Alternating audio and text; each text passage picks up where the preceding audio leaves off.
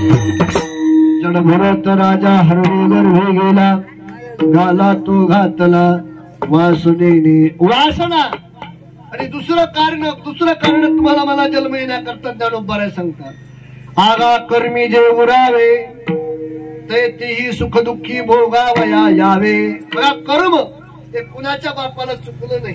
कर्म चुकले का? नाही चुकलं महाराज. केले कर्म झाले तेची भोग आले, उपजले मेले ऐशी किती. कर्म कुणाला चुकत नाही बुवा, कुणाला कर्म सामान्याचं कर्म काय सांगू महाराज, सामान्याचं कर्म काय सांगू. अरे बघा मोठ्या मोठ्याचं कर्म मी आपल्या समोर मांडले. हो कर्म म्हणजे सामान्य नाहीये. कर्म देवाला चुकलं नाही, देवाच्या बापाला चुकलं नाही. नामदेव महाराजांचा अभंग आहे. कर्मे श्रीराम वनवासी गेला. दशरथाला मरावं लागलं कर्मामुळं. सीता देवीला 6 महिने राहावं लागलं रावणाकडे कर्मामुळं. राजा दशरथाला मरावं लागलं कर्मामुळे आणि रावणाला देखील जावं लागलं कर्मामुळे. कर्म हे सामान्य नाही महाराज. कर्म कुणाला चुकत नाही. या महाराष्ट्राच्या मातीमध्ये एक संत होऊन गेले. नाव त्यांचं सज्जन महाराज, नाव त्यांचं सज्जन. पण ते मुस्लिम धर्मात जन्माला आले होते. नाव त्यांचं सज्जन. त्याला आपण म्हणतो सज्जन कसाया.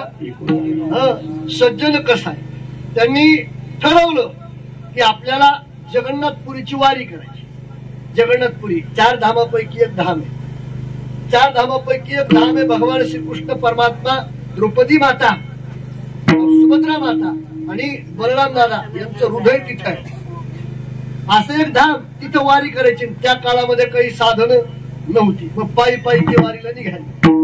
पायी पायी वारीला निघाले. मी कर्माबद्दल बोलतो हे लक्षात ठेवा. पायी पायी वारीला निघाले. असं एखाद्या गावामध्ये मुक्काम करावा, जे मिळेल ते अन्न सेवन करावं आणि पुढे आपला प्रवास सुरू करावा. एका गावामध्ये मुक्कामाला गेले. मुक्कामाला गेल्याच्या नंतर सुंदर एक महाराज घरामध्ये, त्या वारकऱ्याचं घर असेल किंवा कुणाचं असेल, त्या वारकऱ्याने घरामध्ये बोलवलं.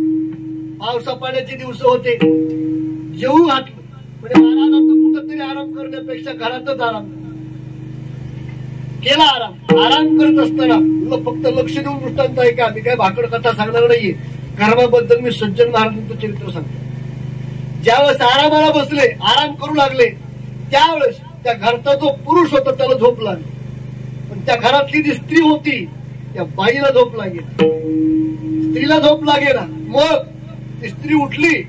त्या स्त्रीनं सज्जन महाराजाला उठवलं. सज्जन महाराजाला उठवल्याच्या नंतर हात जोडले, विनंती केली, महाराज महाराज माझी काम इच्छा पूर्ण करा.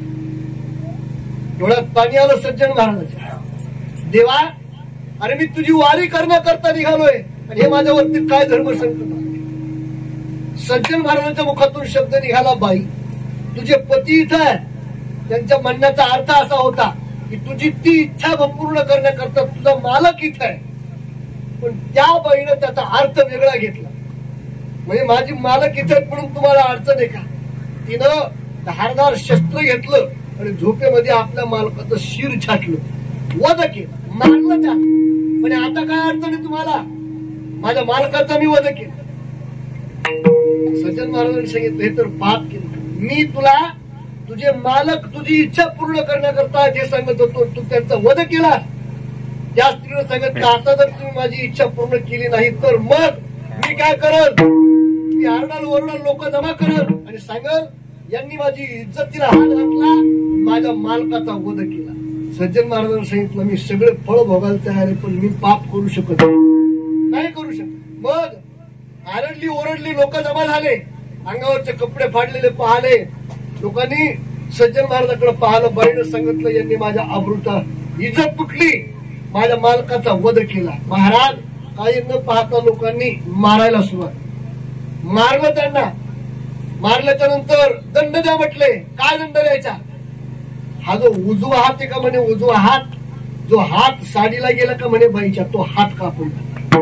महाराज सज्जन महाराजांचा हात कापला गेला. डोळ्यात पाणी आलं तेव्हा. आणि परमार्थ करायला निघालो मी काही वाईट करत नव्हतो. मी वारीला निघालो, भजन करत निघालो आणि माझा हात कापावा एवढं मी कर्म केलं. काय वाईट, काय माझ्याकडून पाहतो. जाऊ द्या म्हणे, आता एवढी वारी करायची, समुद्रात आत्महत्या करायची हा विचार. वारी करायची, जगन्नाथाचं दर्शन घ्यायचं, समुद्रामध्ये आत्महत्या करायची हा विचार केला.